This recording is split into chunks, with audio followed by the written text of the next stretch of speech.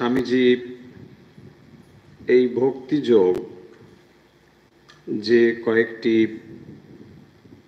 অধ্যায়ে আলোচনা করেছেন তার প্রথমে হলো ভক্তির লক্ষণ কি, এই বিষয়ে তিনি আলোচনা শুরু করেছেন এবং খুব স্বাভাবিকভাবে যে ভক্তি সূত্র ইতিমধ্যেই রয়েছে যেগুলো খুবই প্রাচীন, তাদের কথাও স্বামীজি উল্লেখ করেছেন।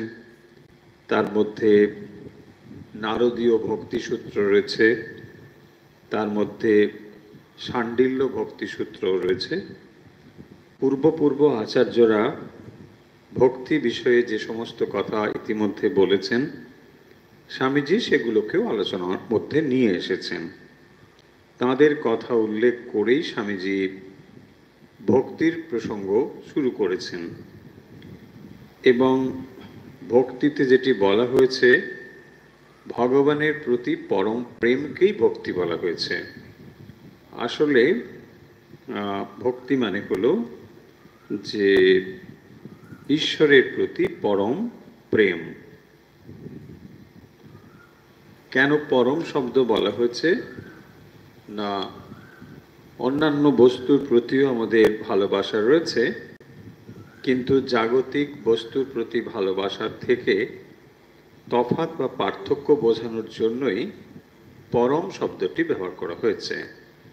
এটি এই জন্যই পরম যে জাগতিক বিষয়ের ভালোবাসা আমাদেরকে বন্ধনের মধ্যে নিয়ে যায়, অথচ ঈশ্বরীয় ভালোবাসা আমাদেরকে মুক্তির দিকে নিয়ে যায় এবং সেই কারণের জন্যই পরম প্রেমকেই ভক্তি বলা হয়েছে। এখন ভক্তির আমরা খানিকটা বুঝি, কিন্তু এই ভক্তি বিষয়টি আসলে সাধ্য এবং সাধন দুই। কাকে বলে সাধ্য আর কাকে বলে সাধন? সাধ্য মানে হলো আমরা যেখানে সাধন করবার পরে পৌঁছই তাকে বলে সাধ্য।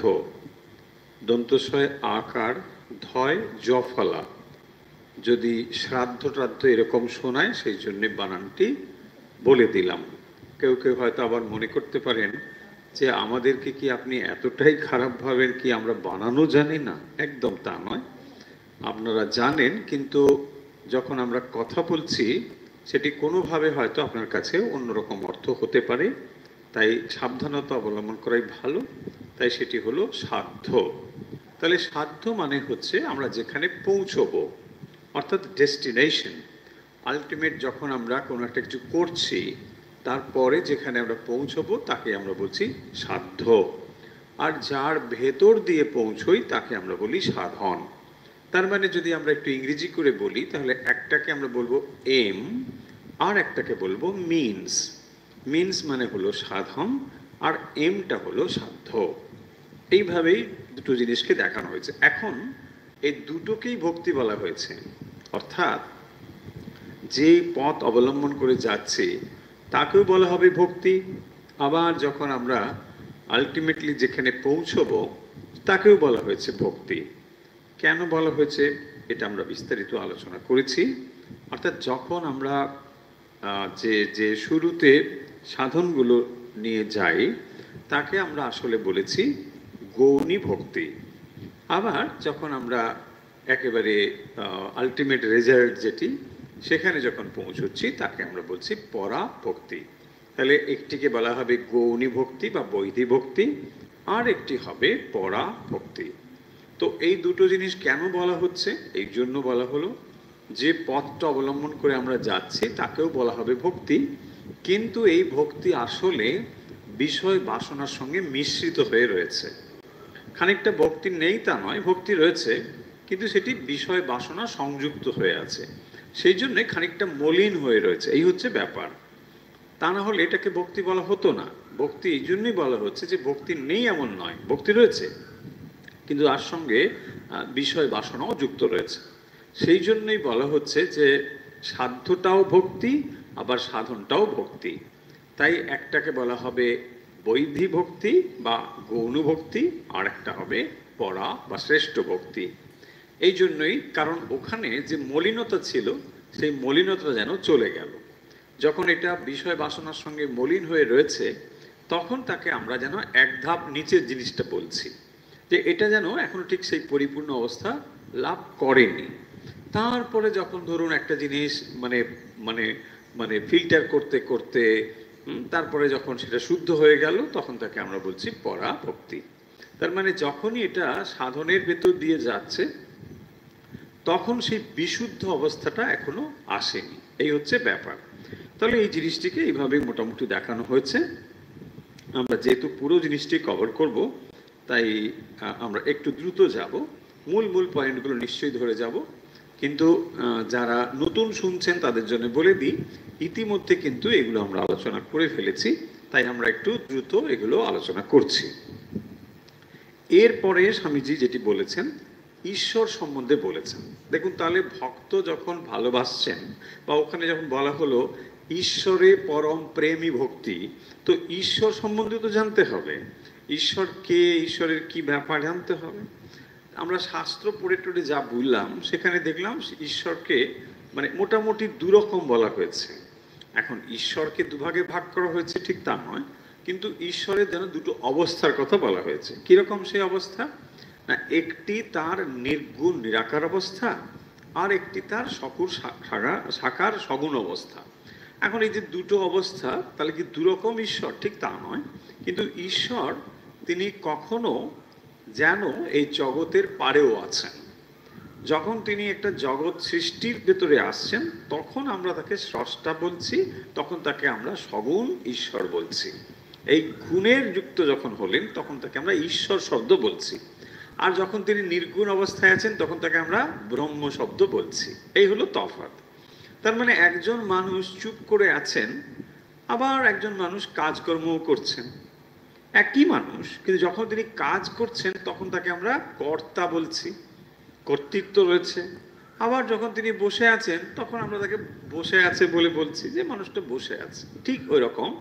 তার মানে যখন তিনি কাজ করছেন, এর মানে এই নয় যে তিনি কাজ ছাড়া থাকতে পারেন না। তার মানে তিনি যখন এই সৃষ্টির মধ্যে আছেন, এর কথার অর্থ এই নয় যে তিনি সৃষ্টির বাইরেও নেই, সৃষ্টির বাইরেও আছেন। সৃষ্টি ভগবানের সামান্য একটা অবস্থার নাম, সবটাই নয়।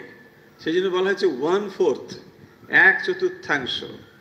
হ্যাঁ, ভগবান পূর্ণ, তার যেন সৃষ্টি তিনি জাস্ট 1/4 থেকে এই সৃষ্টিটা করেছেন, বাকি অংশ তিনি নিশ্চিন্তে খুব ভালোই আছেন। ফলে আমরা বুঝতে পারছি যে ভগবানকে আমরা যদি সৃষ্টির ভেতর দিয়ে দেখি, তখন একজন স্রষ্টা বলে মানতে হবে। কারণ কি, এই সৃষ্টি একটা শৃঙ্খলা রয়েছে, একটা ব্যাপার তৈরি হয়েছে, তো নিশ্চয়ই এই তৈরি কেউ না কেউ করেছে, তাই না? সেই যখন তৈরি কেউ করেছে, তখন তাকে আমরা কি বলছি? ঈশ্বর। তাহলে কি হলো এখানে? না, ব্রহ্ম তিনি যখন স্রষ্টা হচ্ছেন, তাকে আমরা বলছি ঈশ্বর।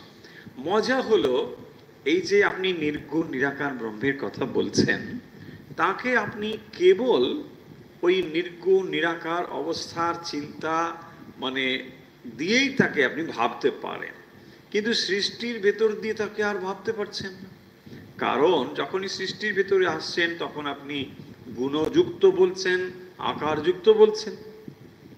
স্বামীজি মজা করে এখানে কতগুলো কথা বলেছেন, যে মানুষ যদি ভগবানের চিন্তা করে, তাকেও একজন মানুষ রূপেই ভাবতে হবে। হয়তো তার ভেতরে অনেক গুণ আছে, এটা ঠিক, কিন্তু তার সর্বোচ্চ যে কল্পনা, সেটি কিন্তু মানুষ রূপেই যাবে, এর বেশি তো আর যাবে না। মজা করে যেটা বলছেন সেটা হচ্ছে যে একজন ষাঁড় যদি ভগবান ভাবা শুরু করে, তো সে কি ভাববে? ষাঁড় সাধারণত ভাবে না।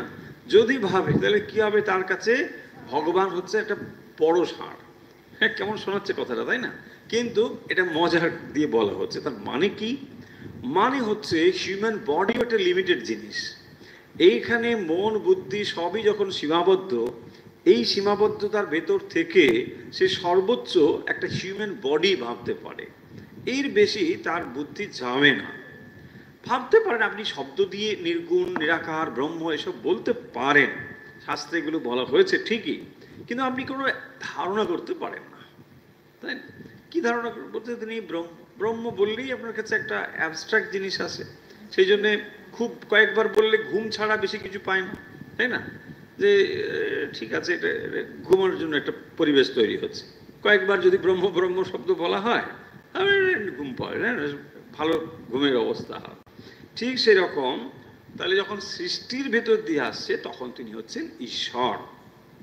এই যে ঈশ্বরের কথা বলা হচ্ছে, তো সেই ঈশ্বর কিরকম তা না, তাহলে যে এই জগৎকে তিনি সৃষ্টি করেছেন, জগৎ স্রষ্টা হচ্ছেন ঈশ্বর। তিনি সৃষ্টি করেছেন, তিনি পালন করেছেন, পালন করে চলেছেন ইত্যাদি। এই হলো মোটামুটি ঈশ্বর সম্বন্ধে একটা ধারণা। তিনি জগৎ যখন সৃষ্টি করেছেন তখন এখানে স্রষ্টা নিশ্চয়ই আছেন, আর সেই স্রষ্টাকে তাকে আমরা এর ভেতর দিয়ে লাভ করবার চেষ্টা করছি বা জানবার চেষ্টা করছি। এই মোটামুটি পয়েন্ট এটা গেল। নেক্সট পয়েন্ট হচ্ছে স্বামীজি যেটা বলেছেন সেটা হচ্ছে ধর্ম প্রত্যক্ষ অনুভব, এই কথাটা বলা হয়েছে। তো ধর্মের ভেতরে যেটা রয়েছে সেটা হচ্ছে প্রত্যক্ষ অনুভব বা প্রত্যক্ষ অনুভূতি। কেন এই প্রত্যক্ষ অনুভূতি ব্যাপারটি বলা হচ্ছে? দেখুন, ধর্মের ভেতরে আমরা কতগুলো বিশ্বাস পেতে পারি, কতগুলো মত পেতে পারি, অনেক কিছু ব্যাপার রয়েছে। এখানে স্পষ্টতই যেটা বলা হচ্ছে, ধর্ম মানে আসলে ডাইরেক্ট এক্সপিরিয়েন্স, প্রত্যক্ষ অনুভূতি হচ্ছে ধর্ম। তার মানে কতগুলো থিওরি আপনি জানলেন, কতগুলো বিষয় আপনি পড়লেন, সেটাই ধর্ম নয়। প্রত্যক্ষ অনুভবের নাম হলো ধর্ম। হ্যাঁ, তা নাহলে আমরা ভুল করতে পারি যে কতগুলো প্রবচন দেওয়াই বোধহয় বিরাট ভক্তের মানে একটা লক্ষণ। ঠিক তা নয়। এখন যন্ত্র চালিয়ে দিন, আপনি কত সারাদিন বক বক বক বক প্রচুর শুনতে পাবেন, কিন্তু তাহলে কি মানে ব্রহ্মজ্ঞ, ইউটিউব ব্রহ্মজ্ঞ, ফেসবুক ব্রহ্মজ্ঞ, তা তো কেউ বলবেন। কারণ এগুলোর ভেতরে কোনো কিছু নেই। যে জিনিসগুলোর মধ্যে প্রত্যক্ষ অনুভব বা প্রত্যক্ষ অনুভবের চেষ্টা নেই, সেগুলোকে আমরা কখনোই ধর্ম নাম বলতে পারি না। সো ধর্ম জিনিসটি আসলে হচ্ছে যে প্রত্যক্ষ অনুভবের ওপর নির্ভরশীল। এবং এই প্রত্যক্ষ অনুভব ব্যাপারটি কি, এগুলো বিস্তারিত আলোচনা করা হয়েছে, পরে কখনো আমরা সময় পেলে এ বিষয়ে আলোচনা করব। এখন আমরা একটু এগিয়ে যাব। এর পরের যে পয়েন্ট সেটা হচ্ছে গুরুর প্রয়োজনীয়তা। তাহলে দুটো জিনিস ক্লিয়ার হয়ে গেল, এক ভক্ত আর দুই ভগবান বা ঈশ্বর, আর একজন হচ্ছেন সাধক বা সাধিকা। সাধক, সাধিকা এবং ঈশ্বর, এই দুটো জিনিস আমরা মোটামুটি ধারণা করতে পারলাম। এরপরে যে পয়েন্টটি এসছে সেটি হলো গুরুর প্রয়োজনীয়তা। গুরু মানে কে? দেখবেন শ্রীরামকৃষ্ণ বারবার বলেছেন যে গুরু মানে হচ্ছে ভগবান স্বয়ংই গুরু, সচ্চিদানন্দই গুরু, এসব কথা বলা হয়েছে। এখন ব্যাপার হচ্ছে যে জীবাত্মার থেকে পরমাত্মার সঙ্গে যে মিলিত হওয়া, এই জীবাত্মা পরমাত্মার ভেতরে মিলিত হওয়ার জন্য মাঝখানে একটি তত্ত্বকে স্বীকার করা হয়। সেটি হলো গুরু তত্ত্ব। গুরু তত্ত্ব কিরকম না, যে জীবাত্মা থেকে পরমাত্মাতে বা জীবাত্মা থেকে আরেক জীবাত্মাতে শক্তি সঞ্চারিত হচ্ছে, সেই শক্তি সঞ্চার হওয়ার জন্য যে পাত্র বা আধার থেকে শক্তি যায় তাকে বলা হবে গুরু। যার ভেতরে যাচ্ছে তাকে বলা হবে শিষ্য। এই হলো মূল ব্যাপার। তাহলে এখন প্রশ্ন আসতে পারে যে গুরুর প্রয়োজনীয়তা আছে কিনা? গুরুর প্রয়োজনীয়তা নিশ্চয়ই রয়েছে। কারণ জীবাত্মার শক্তি জাগ্রত করতে হলে অপর এক আত্মা শক্তির দরকার হবে। জীবাত্মার ভেতরে শক্তি সঞ্চার করতে হলে আর এক জীবাত্মার প্রয়োজন হবে, যিনি তার জীবনে শক্তিকে চালিত করেছে। সেই শক্তি তখন আর এক পাত্রের ভেতরে এই আধারে শক্তিটি তিনি প্রদান করেন, তার ফলেই তাকে লাভ করা যায়। এখন অনেকের এ নিয়ে প্রশ্ন থাকে যে গুরু বলতে আমরা যে মানুষকে দেখতে পাই, সেই মানুষ আসলে একটি গুরুর প্রতিমা স্বরূপ। গুরু একটা শক্তি, সেই শক্তি যার ভেতর দিয়ে প্রকাশিত হয় আমরা তাকেও গুরু বলি। আসল শক্তি কিন্তু ভগবান স্বয়ং। ভগবান স্বয়ংই হচ্ছেন গুরু। সেইটি যখন এক আধারের ভেতর দিয়ে প্রকাশিত হয় তাকেও আমরা গুরু বলে মানি। এই হলো সোজা কথা। তাহলে সরাসরি এই গুরুকে তো আমরা যখন বলছি ভগবান গুরু, আপনি যখন সাধনা শুরু করছেন তাহলে ভগবানের অস্তিত্ব তো আপনি জানেন না, তখন আপনি এগোবেন কি করে? তাই আপনার কাছে এক মানবরূপী গুরুকে প্রদান করা হলো। এই ধরে ধীরে ধীরে আপনি অগ্রসর হবেন এবং অবশেষে সচ্চিদানন্দ গুরু এটি লাভ করতে পারবেন। এই জন্যই এইভাবে অগ্রসর হতে হয়। এই হলো মোটামুটি সংক্ষেপে এই কথা। বিস্তারিতভাবে আলোচনা যেহেতু আগে করা হয়েছে, এবারে গুরু এবং শিষ্যের লক্ষণ এই বিষয়টিও এখানে স্বামীজি আলোচনা করেছেন আরেকটি চ্যাপ্টারে। গুরু এবং শিষ্যের লক্ষণ কেন এটা বলা হচ্ছে, যে যিনি জ্ঞান প্রদান করবেন, একজন শক্তি ভেতরে আরেকজনকে শক্তি দেবেন, তার ভেতরেও কিন্তু এই শক্তি সঞ্চার করবার ক্ষমতা থাকতে হবে। আবার যিনি এটি গ্রহণ করবেন তার ভেতরেও পবিত্রতা, জ্ঞান পিপাসা, অধ্যবসায় ইত্যাদি থাকতে হবে। তা না হলে তিনি এটাকে গ্রহণ করতে পারবেন না। এখানে বিশেষ করে ধর্মজগতে গুরু এবং শিষ্যের যে গুণাবলীর কথা বলা হয়েছে, এটি অত্যন্ত গুরুত্ব দিয়ে বিবেচনা করা উচিত আমাদের। এই জন্যই দেখুন, গুরু শিষ্য বললে আমরা সাধারণত ছাত্র শিক্ষক বুঝি। অন্য ক্ষেত্রে যখন ছাত্র শিক্ষক বলি, বিশেষ করে কোনো অপরাবিদ্যার ক্ষেত্রে, তখন গুরুর বিশেষ পবিত্রতা বা অন্য কিছু খুব একটা বিবেচ্য নয়। এমন হতে পারে গুরু খুবই অসৎ চরিত্রের মানুষ, মানে শিক্ষক, অথচ তিনি হয়তো অঙ্কশাস্ত্র খুব ভালো জানেন, বিজ্ঞান খুব ভালো পড়াতে পারেন, সেটা কোনো সমস্যা হবে না। কিন্তু যদি ধর্মগুরু হতে হয় তাকে অবশ্যই অবশ্যই এই গুণগুলো থাকতে হবে, এবং সেই কারণের জন্যই এখানে এগুলোকে এত গুরুত্বের সঙ্গে বিবেচনা করা হয়। যে একজন মানুষ খুবই খারাপ মানুষ ব্যক্তি হিসেবে, অথচ তিনি মানে একজন বিরাট ধর্মগুরু, এটা কখনো হতে পারে না, কখনো এটা হবে না। সেই জন্যই বলা হয়েছে যে তিনি হবেন শ্রোত্রিয় ব্রহ্মনিষ্ঠা, তার ভেতরে ব্রহ্মনিষ্ঠা থাকবে এবং তিনি শাস্ত্রের যে মূল বিষয় সে সম্বন্ধে অবহিত হবেন, অবশ্যই অবশ্যই হবেন।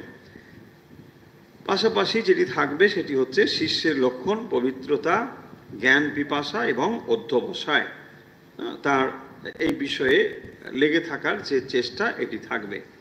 আর গুরুর গুণের কথা বলা হচ্ছে যে তাকে শুদ্ধ চিত্ত হতে হবে, তারও মনের শুদ্ধতা পবিত্রতা অবশ্যই অবশ্যই দরকার।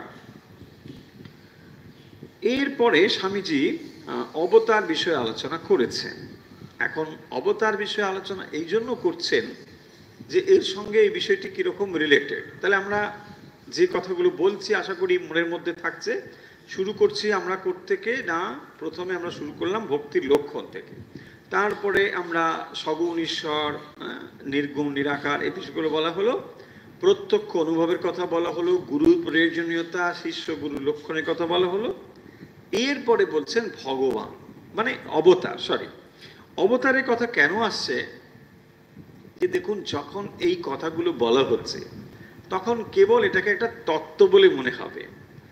অবতার হচ্ছেন আসলে না এই মায়ার যে জগৎ, যেখানে আমরা ঈশ্বর বলছি, সেই ঈশ্বর যখন মায়া সংযুক্ত হচ্ছে তখন তাকে ঈশ্বর বলছি, তখন তো তিনি সৃষ্টির মধ্যে এসছেন, তখন তো তাকে ঈশ্বর বলছি। এখানেই তিনি মানে যখন প্রয়োজন হচ্ছেন তখন তিনি নিজেকে যেন প্রকাশ করছেন, অর্থাৎ সেই ভগবান তিনি আবার নিজেকে মানব রূপে প্রকাশ করছেন, এই জগতে তিনি নেমে আসছেন। যেন অবতরণ শব্দের অর্থ হচ্ছে নেমে আসা। যিনি নেমে আসেন তাকে বলা হয় অবতার। কি কোত্থেকে নেমে আসেন? স্বর্গ থেকে? না না, স্বরূপ থেকে, তার নিজের স্বরূপ থেকে নেমে আসাকে বলা হয় অবতরণ। অর্থাৎ তার স্বরূপটাকে তিনি ঢেকে দিচ্ছেন, তিনি স্বরূপত যা সেটাকে ঢেকে দিয়ে তিনি এখন অবতার হয়েছেন, তাই না? অবতরণ করেছেন, নেমে এসেছেন। তাহলে এই যে ভগবান অবতার হয়ে আসছেন, এর দ্বারা কি হয় না, মানুষ একটি আদর্শ খুঁজে পায়। যে কথাগুলো এখানে বলা হচ্ছে সেই কথাগুলো কোনো তাত্ত্বিক কথা নয় কেবলমাত্র, সেগুলো একটা মডেল দেখতে পায়। শাস্ত্রে যে সমস্ত কথাগুলো বলা হয়েছে সেগুলোকেই যেন সাকার রূপে উপস্থিত হচ্ছেন অবতার পুরুষ। তাহলে অবতার পুরুষের জীবনেও এই জিনিসগুলোকে আমরা রূপায়িত হতে দেখতে পাচ্ছি। তখন শাস্ত্র যেন আবার নতুন করে প্রতিষ্ঠা পায়, কারণ শাস্ত্রে যে কথাগুলো লেখা ছিল তাতে সাধারণ মানুষের বিশ্বাস তৈরি হয় এবং সে মানুষকে চোখের সামনে দেখতে পায়।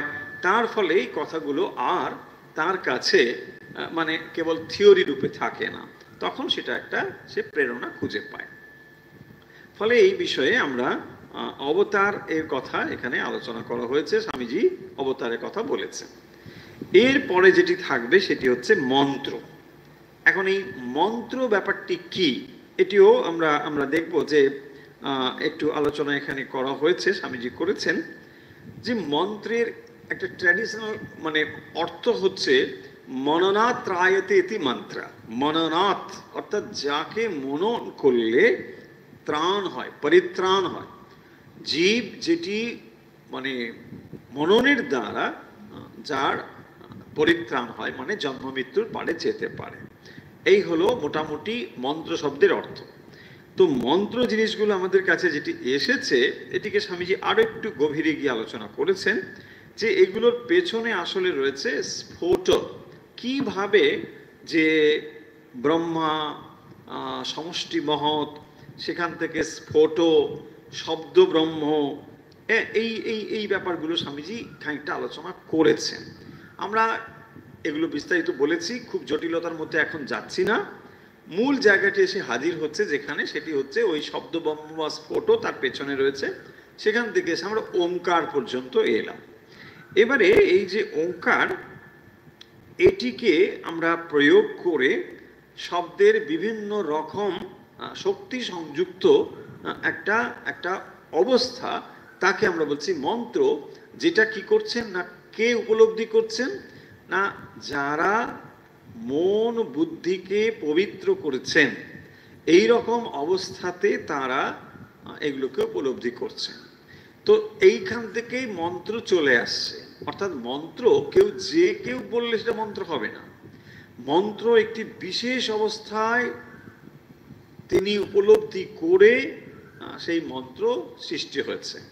অর্থাৎ মন্ত্র যখন সৃষ্টি হচ্ছে সেটিও তার মানে একটা গভীর অবস্থায় গিয়ে, যেখানে শব্দ ব্রহ্ম এবং স্ফোট তার পেছনে রয়েছে, তখনই সেটি একটি বিশেষ শক্তি সম্পন্ন হয় এবং সেটি তখন যুগ যুগ ধরে কাজ করতে থাকে। দেখুন, মন্ত্র শব্দটি যখন আমরা আরেকটু নিম্নভাবে দেখি, সেখানেও দেখবেন একটা গভীর তার দোতনা রয়েছে। কিরকম, আমরা বলি না যে যে ধরুন রাজনীতির কোনো নেতা, বড় কোনো নেতা, তিনি একটা শব্দ বলেছেন, সেই শব্দটাই যেন মন্ত্রের মতো কাজ করে না, এরকম আমরা বলি। এরকম ধরুন নেতাজি কি বলছে, তোমরা আমাকে রক্ত দাও আমি তোমাদের স্বাধীনতা, এখন এটা মন্ত্রের মতো ব্যবহার হয়। দেখুন, তখনও এই শব্দটা কিভাবে ব্যবহৃত হতো, মানুষকে জাগিয়ে দেওয়ার জন্য। তার মানে সাধারণ শব্দ, দেখুন এটা কোনো সেই রকম শব্দ নয়, তবুও এর ভেতরে যেন একটা শক্তি সঞ্চারিত আছে। এই কথাটা বলার সঙ্গে সঙ্গেই দেখবেন মানে যুবকের শরীরে রক্ত যেন দ্রুত প্রবাহিত হবে, সে যেন লাফিয়ে উঠবে। এ যদি সাধারণ শব্দে হয়, এবার ভাবুন যে শব্দে মুনি ঋষিরা মন প্রাণ একেবারে পবিত্র অবস্থায় গিয়ে যেটাকে উপলব্ধি করেছেন, তার ভেতরে কি না শক্তি রয়েছে। এইভাবেই মন্ত্র শক্তি কাজ করে এবং সেই শক্তিকে যদি ঠিক ওই রকম ভাবে আমরা তার প্রয়োগ করতে পারি, তাহলে কিন্তু সেটা ফল দেবেই দেবে। তো এইরকম ভাবে বেশ কিছু মন্ত্রের কথা এখানে বলেছেন, নাদ ব্রহ্ম ইত্যাদি আলোচনা করা হয়েছে। এবং তার সঙ্গে স্বামীজি এই অধ্যায়ের শেষের দিকে একটু যেটি বলেছেন সেটি হচ্ছে যে এই মন্ত্রগুলোর ভেতরেও আবার সত্য রজ তম ইত্যাদির মধ্যে তফাৎ খানিকটা করে রয়েছে। যাই হোক, সেগুলো আমরা এই মুহূর্তে আর দেখছি না। তো মূল যেটা দাঁড়ালো, মন্ত্র মানে হচ্ছে ঠিক শব্দ নয়, কিন্তু সেটা হচ্ছে একটা গভীর ব্যাপার। অর্থাৎ যে ভাব যখন স্ফোট রূপ ধারণ করে, সেইটি মানে সূক্ষ্ম অবস্থা, তখন সেইটাকে আমরা স্ফোট বলছি। তারপরে রয়েছে শব্দ ব্রহ্ম, নাদ ব্রহ্ম। এইগুলো যখন আবার ম্যানিফেস্টেড হইতে আসছে, তখন তাকে আমরা ওঙ্কার বলছি। সেই ওঙ্কার এবং অন্যান্য মন্ত্র তার সঙ্গে আবার সংযুক্ত হয়েছে। সোজা কথা হলো, এইগুলো একটা গভীর শক্তি সংযুক্ত জিনিস। এগুলো কি করে না গুরু থেকে শিষ্যতে মানে শক্তি সঞ্চারিত করে এই মন্ত্রের ভেতর দিয়ে। যেই মন্ত্রগুলো পরম্পরাক্রমে আসে, এগুলো এমন নয় যে হঠাৎ করে কেউ শুরু করলো তারপর এটা মন্ত্র হয়ে গেল, তা হবে না। এই মন্ত্র তিনি দর্শন করেছেন মন্ত্রদ্রষ্টা ঋষি, এবং সেইটি তিনি পরম্পরাক্রমে নিয়ে আসছেন, শিষ্য প্রশিষ্য ক্রমে সেটা চলে আসছে, এবং তখনই এর সঙ্গে শক্তি সংযুক্ত রয়েছে, সেটা কখনোই নষ্ট হয়ে যাচ্ছে না। এইভাবে সেটা বীজটা চলে আসে, তারপরে সেটা শিষ্য প্রশিষ্যের কাছে গিয়ে হাজির হয়, এইভাবে তার সংরক্ষণ হয়। তা না হলে কি হবে, তার শক্তি নষ্ট হয়ে যাবে। ফলে এইভাবে যখন এটা পবিত্র আধার থেকে পবিত্র আধারে আসে, তখন তার শক্তি বরং বৃদ্ধি পায়, হ্রাস তো হয় না। এরপরে স্বামীজি প্রতীক এবং প্রতিমা নিয়ে আলোচনা করেছেন। প্রতীক এবং প্রতিমা, এবং এই প্রতীক এবং প্রতিমা বলতে কি বলছেন স্বামীজি, যে এমন বস্তুতে ব্রহ্মবুদ্ধি করে ব্রহ্মের অনুসন্ধানকে প্রতীক উপাস্য বলছে। ব্রহ্ম, তাহলে একটা শব্দ আমরা শিখলাম ব্রহ্ম, কিন্তু প্রশ্ন হচ্ছে যখন শাস্ত্র বলছেন সবই ব্রহ্ম, আচ্ছা সবই যদি ব্রহ্ম হয়, আমরা আমরা উপাসনা শুরু করতে পারছি না, সবই ব্রহ্ম, এটা হচ্ছে না। উপাসনা শুরুতে তাই কি করতে হচ্ছে, যে বস্তু ব্রহ্ম আর যে বস্তু ব্রহ্ম নয়, এ দুটোকে ভাগাভাগি করতে হবে। দেখুন, প্রথমেই যখন আপনি সাধনা শুরু করছেন, তাহলে একটিকে বলা হয় বস্তু, একটি অবস্তু, একটা চেতন, একটা জড়, এইভাবে ভাগ করা হচ্ছে শুরুতে। কেন ভাগ করা হচ্ছে না, আপনি জড় এবং চেতনকে আলাদা করবেন বলে, তাই বলা হচ্ছে যে বস্তু ব্রহ্ম নয় অথচ ব্রহ্মকে উপাসনা করবার জন্য যার সাহায্য আমার লাগবে, তাকেই বলা হয়েছে প্রতীক।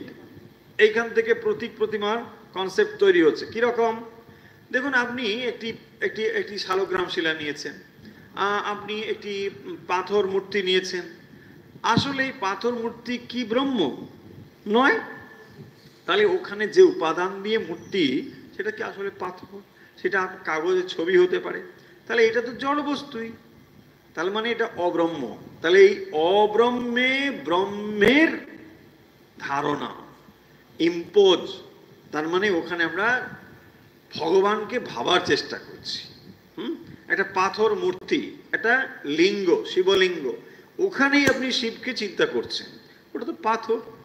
এক দৃষ্টিকোণ থেকে ওটা কখনোই অন্য কিছু নয় পাথর ছাড়া। তাই ওই জিনিসটিকে আপনি কি করছেন না, সেই ব্রহ্ম, সেই ঈশ্বরকে চিন্তা করবা, এটা আমার সহজতম রাস্তা। আপনি তখন তাকেই প্রতীক রূপে ব্যবহার করছেন। এইভাবেই আপনি কি করছেন না, প্রতীক হচ্ছে তাহলে তার একটা রিপ্রেজেন্টেটিভ। প্রতীক, আপনার কাছে আর পাথর নেই, তাকেই আপনি ঈশ্বর দেখছেন, তাঁরই প্রতিনিধি, এইভাবেই আপনি চিন্তা করছেন। দেখুন, তাহলে এখানে কতগুলো ধারণা দেওয়া হচ্ছে যে যখন আপনি সেই ঈশ্বরের চিন্তা করছেন, তখন সহজ হয়ে গেল একটা প্রতীককে নেওয়া। এখন আপনি বলবেন, এই যা কিছু উপাসনা আপনি করেন সবই কিন্তু প্রতীকের ধারণাতেই করছেন।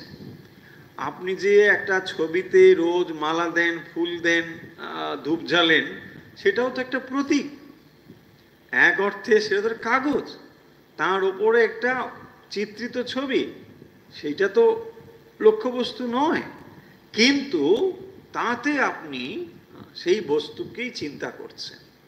তাহলে সব কিছুই প্রতীকের মতো।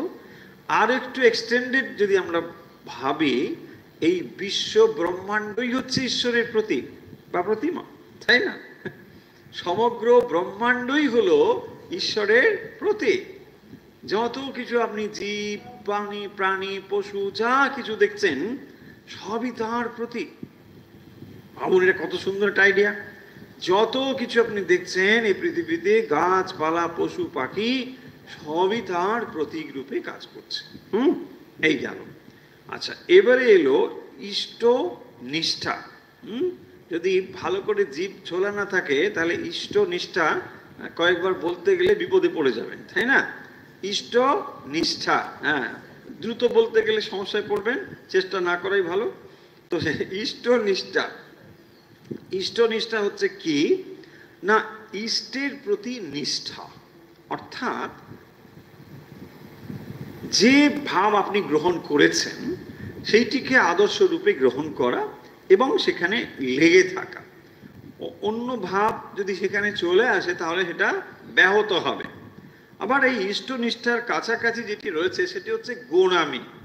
ইষ্টনিষ্ঠা গোঁড়ামি নয়, ইষ্টনিষ্ঠা হচ্ছে আমার ইষ্টের প্রতি নিষ্ঠা। আপনি রামকে ভালোবাসেন, ঠিক আছে, তার মানে এই নয় যে আপনি কৃষ্ণকে ঘৃণা করবেন, তা নয়। ইষ্টনিষ্ঠা সাধারণত ওই রকমভাবেই দেখা দেয়। তার মানে আমি যাকে ভালোবাসি, তোমরা যদি তাকে না ভালোবাসো তাহলে তোমরা খুব ভালো মানুষ নয়। এই যে মানে মানে সরলীকরণ, এটা যথার্থ নয়, এটা গোঁড়ামি থেকে হয়। হ্যাঁ, দেখবেন অনেকে এটা করতে থাকে, আমারটা ভালো এর মানে তোমারটা খারাপ। কেন? তার কি দরকার? তোমারটা ভালো তো তুমি ভালো নিয়ে থাকো, আমারটাও আমার দিক থেকে ভালো, বই কি নিশ্চয়ই ভালো। তাই দেখবেন ইষ্টনিষ্ঠার কথার অর্থ এই নয় কি আমারটা ভালো আর তোমারটা খারাপ, তা নয়। আমরা সাধারণভাবে এটা ভাবি যে আমারটা বড় তার মানে তোমারটা ছোট, তা নয়। তোমার কাছে তোমারটা ভালো, আমার কাছে আমারটা ভালো। তোমার যদি তোমার প্রতি, তোমার ইষ্টের প্রতি নিষ্ঠা বা শ্রদ্ধা ভক্তি থাকে, নিশ্চয়ই তুমি অপরের ইষ্টনিষ্ঠাকেও স্বীকার করবে। তাই এর কনক্লুশন হবে এই, যিনি অপরের ইষ্টনিষ্ঠাতে আঘাত দেন তিনি তার নিজের ইষ্টনিষ্ঠাতেও ঠিক দৃঢ় নন। বোঝা গেল? এইটাই, এটা হচ্ছে কনক্লুশন। আপনি আপনার প্রতি যদি শ্রদ্ধাশীল না হন, অপরকে আপনি তখনই যাচ্ছেন মানে দোষারোপ করতে, একদম ঠিক নয়। আচ্ছা, এরপরে স্বামীজি যে বিষয়টি বলেছেন, আমরা যেহেতু একটু দ্রুত যাব, সবটা কভার করব।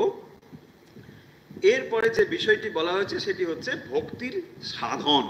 আচ্ছা, এবারে মোটামুটি ক্লিয়ার হয়ে গেল, ঈশ্বর জিনিস একটা ধারণা হয়েছে, ভক্তির লক্ষণ টক্ষণ বলা হয়েছে, প্রতীকের কথা বলা হলো, মন্ত্র বলা হলো, অবতার বলা হলো। এবারে বলা হচ্ছে যে ভক্তির সাধন। সাধন মানে কি না, যেগুলো দরকার, তাই না? আমরা একটা জিনিস লাভ করতে গেলে যেগুলো যেগুলো দরকার সেগুলোকে আমরা সাধন বলছি, তাই না? সাধন দিয়েই আমরা সাধনাটা করি। তাহলে এইগুলো হচ্ছে আমার কাছে ইনস্ট্রুমেন্ট, বা এইগুলো আমার কাছে মিনস। কি সেইগুলো? স্বামীজি বলছেন বিবেক, বিমোক, অভ্যাস, ক্রিয়া, কল্যাণ, অনবসাদ এবং অনুদ্ধর্ষ, টেকনিক্যাল ওয়ার্ড এগুলো। তো এর অর্থ এখানে করে দেওয়া হয়েছে। প্রথমে বিবেকটাকে বলতে গিয়ে স্বামীজি ওই রামানুজের ধারণা নিয়ে এসে খাদ্য বিবেক এটা নিয়ে এসেছেন, যে যেখানে জাতি দোষের কথা বলেছেন, আশ্রয় দোষের কথা বলেছেন, নিমিত্ত দোষের কথা বলেছেন, এইগুলোকে নিয়ে এসেছেন। এই বিষয়টাকে আবার স্বামীজি একটু অন্যভাবে বলতে গিয়ে বলছেন যে আচার্য শঙ্কর এটাকে আরেকটু যেন এক্সটেন্ডেড করছেন। কি বলছেন তিনি? বলছেন না মানে মানে এর থেকে আসল অর্থটা হচ্ছে যে আহারটাকে আমরা যেন, আহার মানে কেবলমাত্র ওই খাবার নয়, যেই আমরা যাকে গ্রহণ করছি তাকে আমরা আহার বলছি। আপূর্বক হৃধাতু, হ্রি মানে হচ্ছে আহরণ করা, আহার করা, এই একই শব্দ এখান থেকে এসেছে। তার মানে যেটা আমরা নিচ্ছি তাকেই আমরা একটু বিস্তৃতভাবে বলতে গেলে আহার শব্দে বোঝানো হচ্ছে।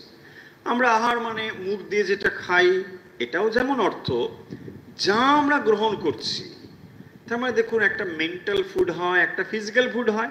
তাহলে ফিজিক্যাল ফুডটাকেই আমরা আহার বলি ঠিকই, কিন্তু এরকম সংকীর্ণ অর্থে। যখন আমরা বড় দিক থেকে দেখব তখন যে কোনো কিছু আমরা নিচ্ছি সেটা আহার, মারাত্মক এবং বরং ওটাই, তাই না?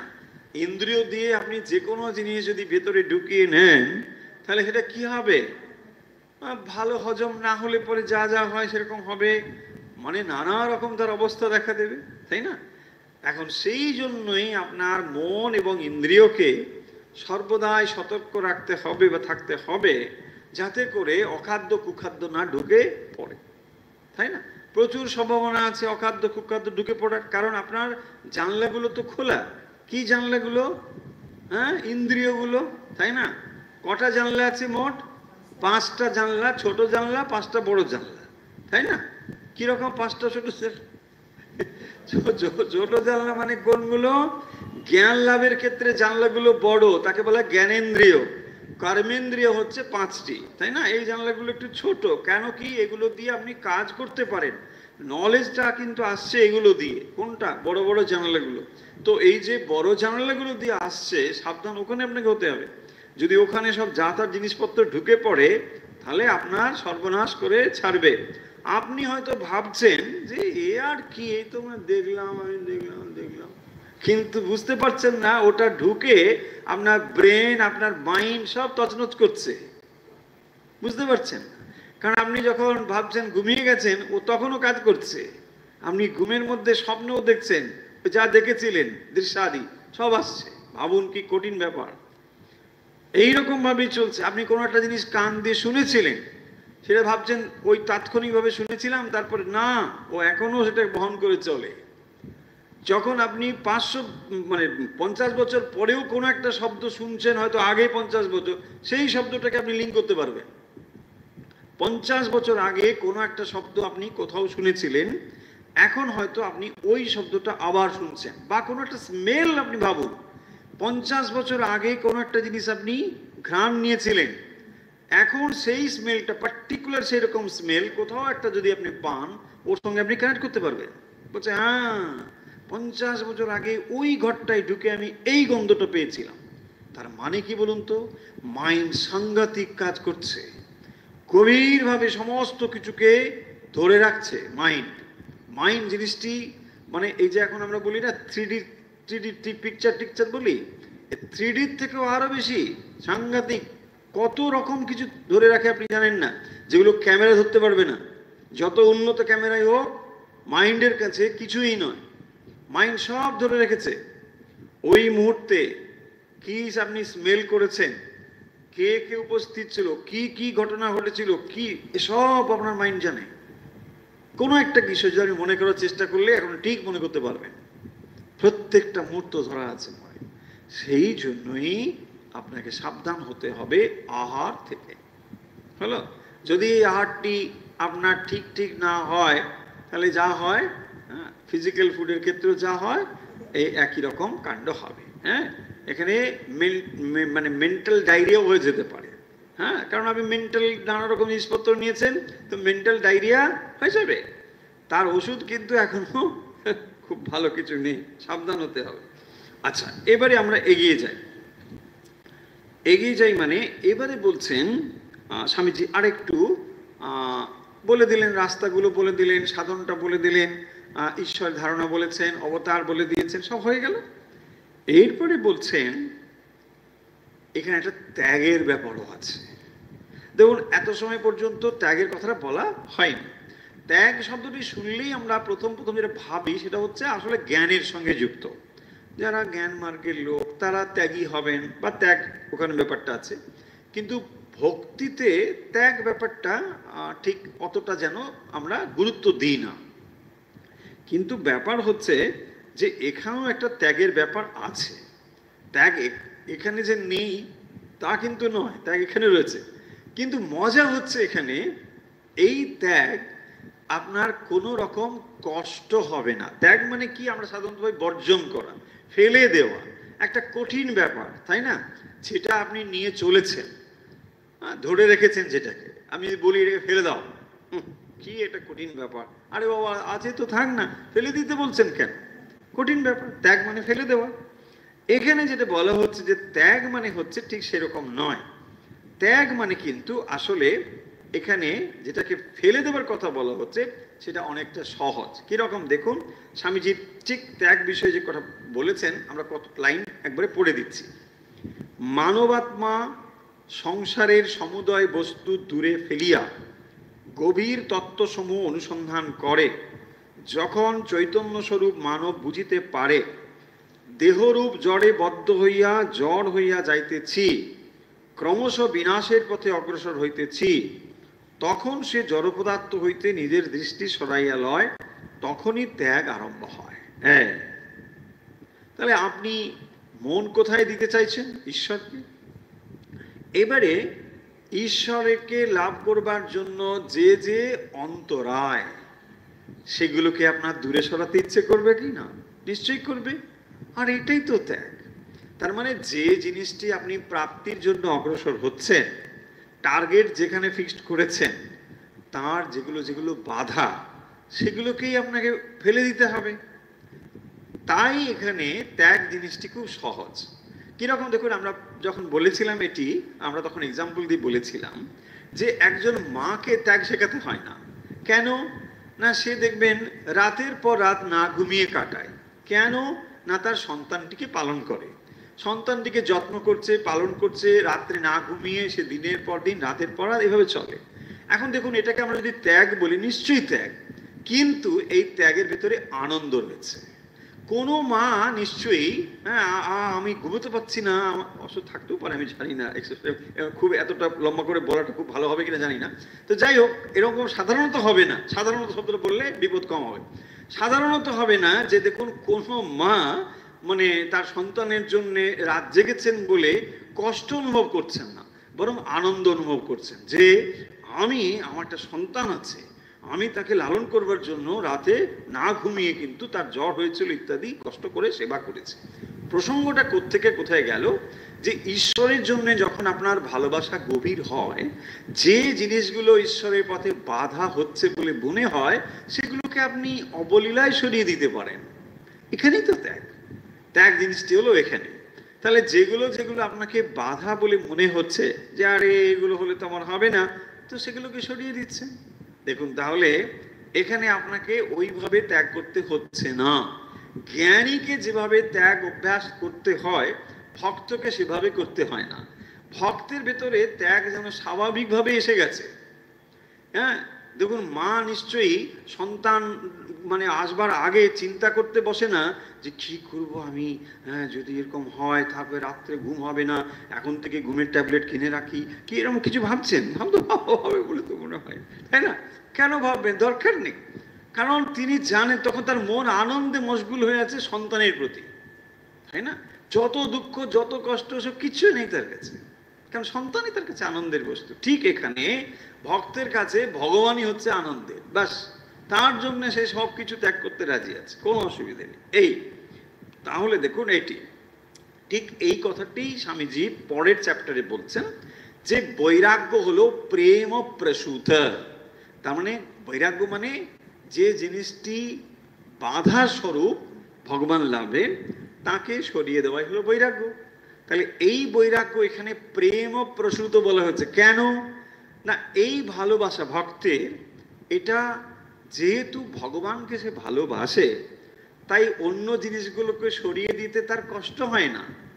হ্যাঁ, যে আমি এটা এটা সব কি আছে, আমি ওটার জন্য এটা করছি। তার মানে কি? উচ্চতম একটি জিনিস প্রাপ্তির জন্য তুলনামূলকভাবে ছোট জিনিসটাকে ফেলে দেওয়াতে কোনো কষ্ট নেই, তাই না? আপনি ধরুন লটারিতে মানে অনেক টাকা পেয়ে গেছেন, অনেক টাকা আপনি লটারিতে পেয়ে গেছেন। এখন যদি কেউ এসে আপনাকে বলে মানে 2 টাকা দেবেন, আরে 2 কি, তুমি নিয়ে যাও, আর বেশি কিছুই বলো না, চলো, হবে কি না? কারণ আপনি পেয়ে গেছেন ওটা। অনেক কিছু যখন পেয়ে গিয়েছেন, তখন এই তুচ্ছ জিনিস আরে কোনো ব্যাপারই না। দেখুন, এক সময় যখন ওটা ছিল না, তখন এই 2 টাকাও দিতে কুণ্ঠিত হতেন, না না না, এটা দেবো না বাবা। এখন আপনি অনেক বেশি পেয়ে গেছেন, তাই না? তখন ও ঠিক আছে, নিয়ে যাও। এইটা কি বলছেন স্বামীজি, যে যেহেতু একটা উচ্চ কিছু তিনি লাভ করেছেন, তখন আর এই ছোট জিনিসগুলো তার কাছে কিছু নয়।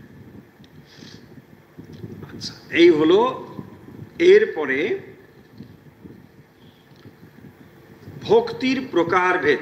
এখানে আমরা মূল জিনিসটি পাবো। ভক্তির প্রকারভেদ মানে ভক্তিকে আর একটা দৃষ্টিকোণ থেকে এখানে দেখা হয়েছে। কিরকম এই ভক্তি? ভক্তির ভেতরে আসলে মোট 4টি জিনিস থাকতে হবে।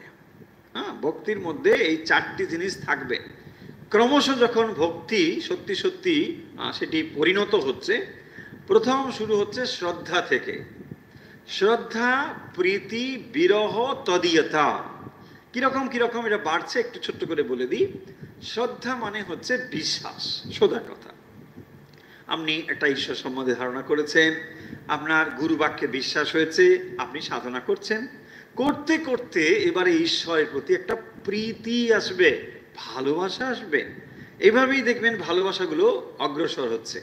জাগতিক ভালোবাসাও এভাবে যায়, কিন্তু সর্বোচ্চ স্তর পর্যন্ত পৌঁছতে পারে না, কিন্তু তারও গতি প্রকৃতি মোটামুটি এইরকম। প্রথমে শ্রদ্ধা, হ্যাঁ, তারপরে আসছে প্রীতি, অত্যন্ত প্রীতি, ভালোবাসাতে তার প্রতি একটা ভাব তৈরি হচ্ছে, ভালোবাসা তৈরি হচ্ছে। বিশ্বাস, প্রথমে বিশ্বাস, তারপরে হলো প্রীতি ভাব, অর্থাৎ সম্পর্কটা আরো একটু গভীর হয়েছে।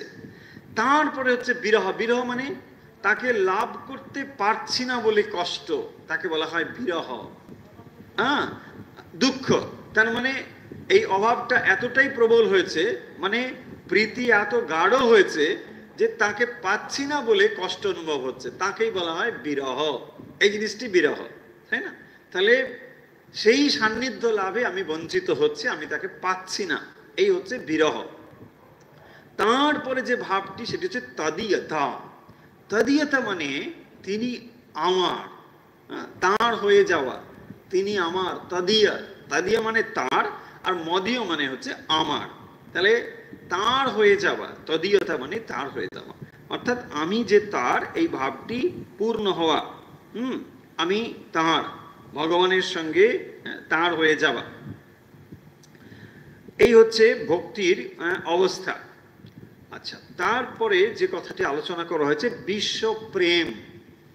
বিশ্বপ্রেম মানে সমস্ত কিছুতে ভগবানের অভিব্যক্তি, এইটি জেরে যে ভালোবাসা, এই হচ্ছে বিশ্বপ্রেম, যেটি সর্বভূতে সেই প্রেমময় রয়েছেন, সব কিছুর মধ্যে সেই ঈশ্বর রয়েছেন।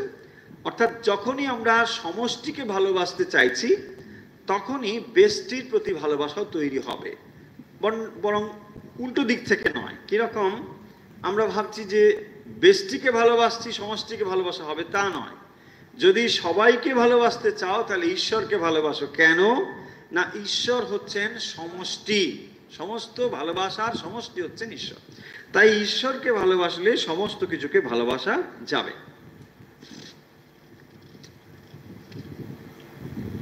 এরপরে যে আইডিয়াটি রয়েছে সেটি হচ্ছে ত্রিকোণাত্মক প্রেম। প্রেম ত্রিকোণাত্মক। কি ত্রিকোণাত্মক আগে বলা হয়েছে। স্বামীজি এই ভগবত প্রেমকে একটি ত্রিকোণের সঙ্গে তুলনা করেছেন, দিয়ে বলছেন যে একটি কোণ যেখানে কোনো প্রতিদানের আশা নেই। ভগবত প্রেমে ভক্ত প্রতিদানের আশা করেন না, যে আমি এই দিচ্ছি তিনি এই দেবেন, এরকম প্রত্যাশা তার কাছে থাকে না। দুই হচ্ছে এই ভগবত প্রেমে ভয় নেই, ভয়শূন্যতা, এখানে কোনো ভয় নেই। কারণ যখন সমর্পণ রয়েছে, তিনি সর্বশক্তিমান, তিনি সব কিছুর পরিচালক, তখন তার আর কোনো ভয় নেই। সম্পূর্ণ নির্ভয় হওয়া হচ্ছে এই অবস্থাতে, যে ভক্তি এমন একটি অবস্থা যেখানে কোনো ভয় থাকে না, কোনো ভয় সেখানে কিন্তু নেই। যেমন যেমন দেখুন, মানে একদম ভালো উদাহরণ হচ্ছে যে প্রহ্লাদের, তার কোনো ভয় নেই। সেখানে যখন নৃসিংহমূর্তি ভগবান ধারণ করছেন, তখন সে কিন্তু সেখানে দাঁড়িয়ে রয়েছে, সে তার প্রশংসা করছে। যদিও দেখুন সে ভগবানকে উপাসনা করেছিল, কিন্তু তথাপি সেই রূপটি তো সে দেখতে পাচ্ছে না। সে যে রূপটি দেখছে সেটি তার পরিচিত রূপ নয়, নরসিংহমূর্তি।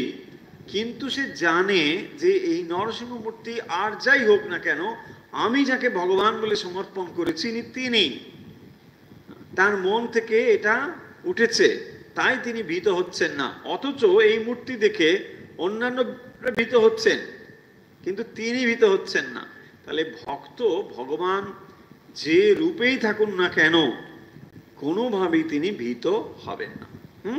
দেখুন, সন্তান যদি তার বাবা নানা রকম ধরুন একটা মুখোশ টুকোশ পরে হাজির হয়, প্রথম হয়তো একটু তার কিরকম লাগতে পারে, কিন্তু সে জানে যে এটা বাবা, বাবা এরকম করছে, কোনোভাবেই তার কিন্তু আর ভয় থাকবে না। সে জানে, তার ভেতর থেকে এটা সে বুঝতে যাবে যে এটা যেই করুক না কেন এটা আমার বাবাই, ফলে তার আর কোনো ভয় থাকবে না। তারপরেরটা হচ্ছে প্রতিদ্বন্দ্বীহীন। কোনো প্রতিদ্বন্দ্বী ব্যাপার নেই। কেন না, ভগবানের ধারণা হচ্ছে এখানে সর্বোচ্চ ধারণা, ফলে যখনই আদর্শ সর্বোচ্চ অবস্থায় পৌঁছচ্ছে তখন সেখানে আর প্রতিদ্বন্দ্বী বলে কিছু থাকতে পারে না। যদি প্রতিদ্বন্দ্বী বলে থাকে তাহলে আপনি ঈশ্বরের সর্বোচ্চ ধারণাতে পৌঁছতে পারেননি। কারণ ঈশ্বর সম্বন্ধে আপনার যেমনই ধারণা হোক, ধরুন প্রত্যেকটা মানুষ আমরা আলাদা, সকলের কাছে ঈশ্বর সম্বন্ধে ধারণাও আলাদা হতে পারে, কিন্তু আপনার কাছে ঈশ্বরের ধারণা সর্বোচ্চ। এই জন্যই বলা হয়েছে এখানে কোনো কম্পিটিশনের ব্যাপার নেই, প্রতিদ্বন্দ্বিতা এখানে নেই, কারণ আপনার কাছে ঈশ্বর হচ্ছেন সর্বোচ্চ। তাই সর্বশক্তিমান তিনি হচ্ছেন আপনার কাছে সবকিছু। সেই জন্য আদর্শকে সর্বোচ্চ যে আদর্শ, প্রত্যেক ব্যক্তির উচ্চতম আদর্শকে ঈশ্বর বলা হয়েছে। তাহলে আপনার যে উচ্চতম সর্বোচ্চ যে আদর্শ, আপনার ক্ষেত্রে ওটাই, অন্যের ক্ষেত্রে ওটাই। তার মানে যদিও ধরুন আমরা সবাই রামচন্দ্রকে উপাসনা করি, তবুও আপনার রামচন্দ্র সম্বন্ধে ধারণা একরকম হবে, আমার একরকম হবে, অন্যের আর একরকম হবে, কিন্তু সকলেই হয়তো আমরা রামচন্দ্রের উপাসক হতে পারে। তাই বলছেন যে প্রত্যেক ব্যক্তির যেহেতু আদর্শ ঈশ্বর, তাই সেখানে কোনো প্রতিদ্বন্দ্বিতার ব্যাপার নেই। আচ্ছা, এরপরে কি রয়েছে? এরপরে একটা সুন্দর আইডিয়া স্বামীজি দিয়েছে যে এই যে ভগবত প্রেম, এই ভগবত প্রেমকে অনুভব করতে গেলে মানবীয় ভাবেও করা যাবে। মানবীয় ভাব বা মানবীয় ভাষাতেই এই ভগবত প্রেমের বর্ণনা করা হয়েছে। কিরকম ভাবে?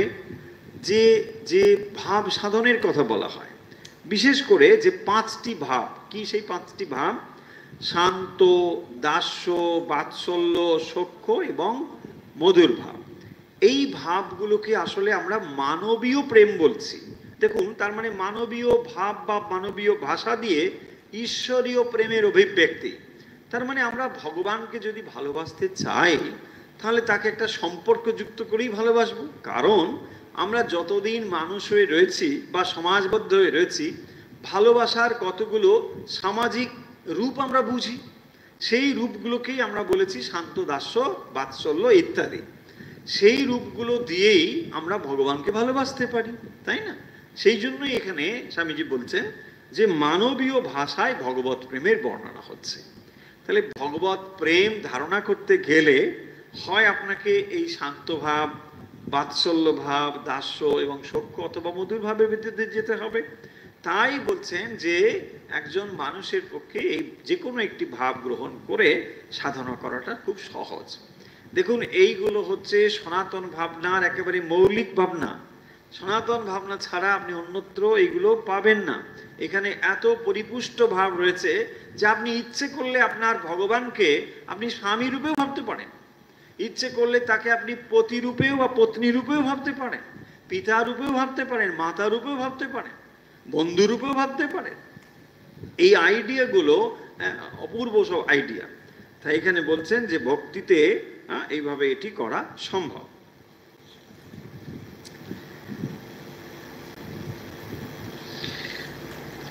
স্বামীজি এটাকে কনক্লুড করছেন এইভাবে, এই কথাগুলো তো বললেন ভগবত প্রেমের যে যে দিকগুলো বলেছেন। তারপরে যেটি সবথেকে মানে উচ্চতম কথা, সেটি হচ্ছে এই প্রেমের জন্য প্রেম। ভগবান হচ্ছেন প্রেম স্বরূপ। তাই ভক্তের সর্বোচ্চ সুখ হচ্ছে লাভ ফর লাভ সেক, ভালোবাসার জন্যই ভালোবাসা, কোনো প্রাপ্তির জন্য নয়। কারণ সমস্ত ভালোবাসার উৎস হচ্ছেন স্বয়ং ভগবান। তাই সেই ভগবানকে লাভ করবার জন্যই ভালোবাসা। কেহ সাংসারিক প্রেম লইয়া উন্মত্ত, কেহ নামের জন্য, কেহ যশের জন্য, কেহ অর্থের জন্য, কেহ বা স্বর্গ লাভের জন্য পাগল। এই বিরাট বাতুলালয়ে আমিও পাগল, আমি ভগবানের জন্য পাগল। তুমি টাকার জন্য পাগল, আমি ঈশ্বরের জন্য পাগল। তুমিও পাগল, আমিও পাগল। আমার বোধ হয় শেষ পর্যন্ত আমার পাগলামি সবচেয়ে ভালো। এই স্বামীজি এটাই বলছেন। যদি পাগল বলতে হয় তাহলে দেখো সবাই কিছু না কিছু ভাবে পাগলই হয়েছে। তাই কোন পাগলামিটা ভালো? বলছেন যে আমি ভগবানের জন্য পাগল, তো ভগবানের জন্য পাগল হই তো ভালো। সেটাই বলছেন এখানে যে এই জগতে যে কেউ তো অন্য কিছু প্রাপ্তির জন্য পাগল হয়েছে, তো সেই জন্য বলছেন যে ভালোবাসার জন্য যে ভালোবাসা, প্রেমের জন্য যে প্রেম, তাই হলো সর্বোচ্চ ভালোবাসা। মোটামুটি এই ছিল ভক্তি যোগের, স্বামী বিবেকানন্দের আলোচিত যে ভক্তি যোগ, তার একটা সার সংক্ষেপ। আমরা বিস্তারিত আলোচনা কিন্তু ইতিমধ্যে করেছি। সমস্ত ক্লাস ভিডিওগুলো ইউটিউবে প্লে লিস্টে দেওয়া রয়েছে, ভক্তি যোগ খুঁজলেই আপনারা পেয়ে যাবেন, যেখানে এগুলো পরপর দেওয়া রয়েছে।